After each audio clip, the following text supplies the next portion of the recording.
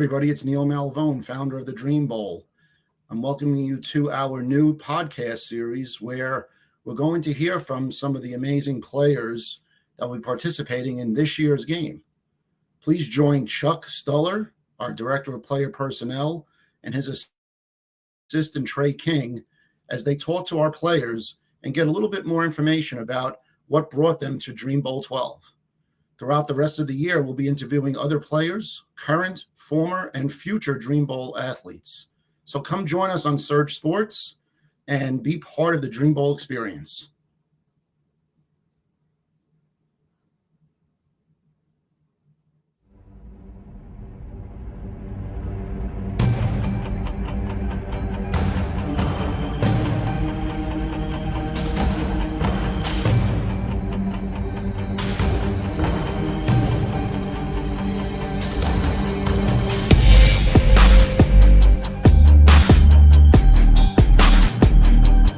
Getting a lot of snow up there? Yeah, we had got a lot of snow over here, so it's been a little difficult, trying to get around, but it's been all right. That's good. That's good.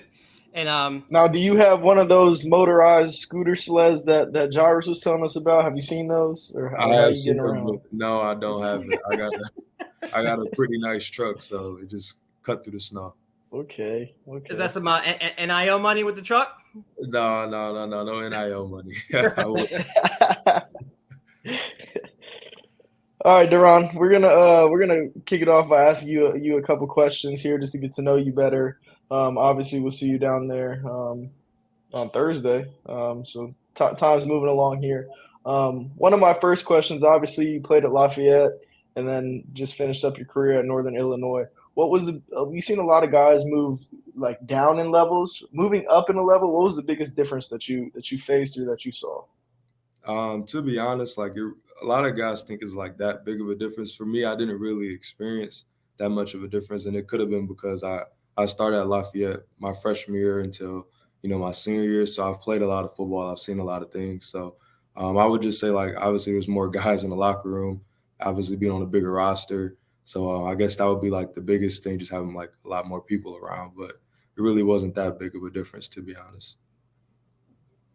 As I hear a lot about how the skill positions on the outside don't change, and quarterbacks and running backs usually don't change that much. But the biggest difference is offensive line and defensive line, and just the athleticism and the physicality that they play with. Can you speak to that at all? Yeah, if I could think about, I guess one thing that would probably be the biggest thing, the trenches actually. Definitely the O-line and D-line are probably a little bit more athletic, just a little bit bigger. They move a little bit better. But, it's just really a mentality thing at the end of the day. And then what year did you get to Lafayette? 2019 or 2018 was your freshman year? Freshman year was 2019. Okay, nice. So were you still playing under Coach Garrett? Yeah, Coach Garrett was the guy that brought me in there. Nice. And then what about Coach Pace on the offensive side? Was he still there? Yeah, Coach Pace was still there. He also helped recruit me as well, along with Coach McFadden. Nice. Yeah, those are my guys. I actually took an official up there, so I liked it up there. It was cool. And then obviously the facilities up there, football-wise, are top notch. It's pretty nice for FCS school. I mean, it's some of the best in the country. Yeah, for sure. Did you guys play against each other at all? No, I never. So I played at Duquesne, which is in Pittsburgh, but no, I never. I never played I don't even think I played a Patriot League team, honestly. Okay. No. Okay. Now, LaRon, like I said, when you came out, you went straight to the FCS level. Now, do you think that kind of put a chip on your shoulder, a little bit? 100%. I always felt I had what it takes to be an FBS player coming out of high school, and I think going FCS just put that chip on my shoulder, and it allowed me to be able to play early and develop to where I can, take that next step and play at the FBS level. Okay. You want the next? You have more questions, Trey? Yeah. So doing a little research on you, I believe you were named captain either for the season for a couple games at Northern Illinois. Am I correct in saying that? Yes. Nice. So what do you think was what's your leadership style when you get into a locker room and have to have a bunch of guys following your lead? What do you think sets yourself apart in that aspect? First off, I like to, first lead by example before I really, try to come in there and command the locker room. You got to make sure that guys like know that you do the right thing. You're bought into what's being taught and the culture around you. And then when it's time to, guys looking around looking for answers, that's your time to really step up and say something. And I really thank my teammates, and Coach Hammock for voting me captain for a couple games. Nice. Now, was there when you obviously bumped up, like we've been talking, like you bumped up the FBS? Was there anybody coming into the season like, you know what, I can't wait to play against XYZ player. I can't wait to play against like this opponent. Did you have any of those feelings like coming in, like I can't wait to play this opponent like this week? Yeah, for me it was Boston College and then Nebraska. Those are my two games. I really couldn't wait to play for those. I mean, that's two Power 5 teams, and then it's ACC, Big Ten. I mean, that's what you dream of. And both of those games were on the road. And I mean, playing at Nebraska was crazy. It was insane in front of like 85,000, 90,000 fans, a packed out stadium at night. It was amazing. Excellent. Now, what do you think? You obviously had a great year there, and I feel like you flourished. But what do you have like a hallmark moment, like what was your marquee moment from this year? What do you think? Whether you or your team, either one. For me would be coming in here and making that transition to linebacker really over the summer. I really had like a month to really kind of get it down. It kind of came a little bit natural to me from playing a little bit of linebacker at Lafayette, outside backer, and being able to just transition. The physicality part really wasn't the issue for me. It was just learning the steps. It's like a dance routine. And then probably like my favorite team moment was obviously winning the bowl game at the end of the season. That was awesome. Excellent. That's awesome. Yeah, so you talked about Nebraska too. You talked about Nebraska, and obviously we were doing a little research on you before we hopped on this call too, and I saw you had 7 tackles that game, which was either put you second most for this season. What made you successful in that game, and kind of how did you flourish? I really felt like our scout team guys really gave us a great look all week. We really spent a lot of time studying Nebraska's film and really breaking it down with our coaching staff. And I feel like the game plan we implemented just allowed me to play to my strengths, being able to run fast, not really think just play football and, just have fun out there. And I really think that, I was able to make plays from the second level down in the box. And I really think my versatility showed a lot in that game. I kind of want to piggyback on that answer too. Now you said versatility, because like I said, you're kind of like that, like the linebacker kind of strong safety kind of tweener, like with like 6'1", 215, 220, 222, something like that. Now, do you think that's like your biggest strength is the versatility? Like, what do you think? Like, what's an NFL team getting? I know Trey has a similar question, but like what do you think like your biggest asset? What are you going to bring? What are you going to bring to that next team at the next level? Just being, overall competitor. That's the biggest thing. Somebody that's bought into whoever's going to give me that opportunity. Someone who's bought into winning. I'm just going to help you win, and we'll play anywhere on the field it's asked to be. And I believe that my versatility, my speed, just doesn't limit me to just one position. And also being able to run down and make plays on special teams. I also started on kickoff for NIU, so I kind of take that serious as well. Excellent. That's the way a lot of guys get into the league, by doing that dirty work and doing the kickoffs and like doing the punt coverages and stuff like that. So that's an awesome answer. And like I said, but we have scouts following our Twitter page, and this is probably going to be up on there, and they're going to see that. So that's definitely something that they want to hear. And then also teams that maybe can't make it, they're going to get your practice film from the game. They're going to get your game film too. So that's definitely something that they're going to want to see and going to want to hear coming down to the Dream Bowl and from the interview too. So that's an awesome answer. I like to hear that. So kind of just off topic a little bit, but we saw JJ McCarthy kind of doing his meditation before the big games he played in, whether that was the Big Ten championship or college football playoff. What do you do personally? What are your superstitions or kind of your routine to get in game mode? So I always, so it depends on when our wake up is, but I normally always try to wake up at like 8 a.m. No matter what, no matter if we have a night game or later start, it's normally always 8 a.m. Be one of the first guys for breakfast. After that, whenever we have our meetings and stuff when we're done, if it's not an early start game, if it's later, definitely get in there,